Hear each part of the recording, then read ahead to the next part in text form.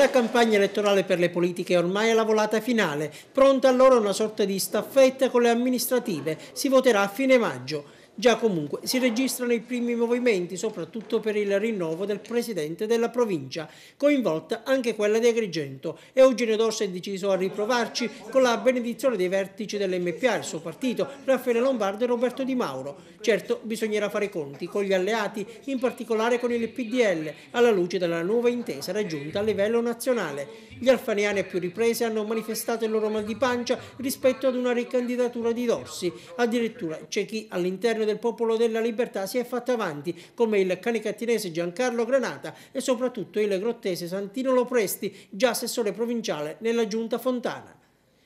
Santino ha tutte le carte in regola per candidarsi, è un mio amico, mi auguro che però dimentichi quegli 8 anni, perché poi c'è quell'altro suo amico che lo candida che dice che io sia ossessionato da lui. Io neanche me lo ricordo se parliamo di questa. Lui personalizza tutto, io non ho mai personalizzato. Se l'ex presidente Fontana avesse le cose da dire che ho io, forse io non sarei rispettato come io rispetto lui. Io l'ho sempre rispettato.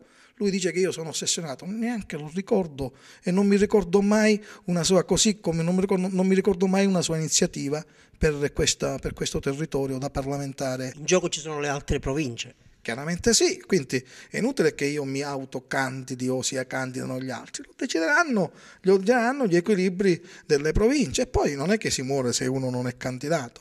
E dalle dinamiche elettorali a quelle istituzionali, domani il presidente della provincia si recherà sul ponte Verdura crollato per una iniziativa di sensibilizzazione. La questione tecnica ci sta pensando l'ANAS, per le questioni diverse dall'ANAS ci devono pensare gli amministratori e chi ha responsabilità, tenendo presente che quella marcia in ogni caso servirà all'ANAS per dire guardate che se non rispettate i tempi, noi siamo sempre qua vigili, attenti a protestare e a farvi qualsiasi situazione, a creare qualsiasi cosa pur di farvi accelerare nei lavori.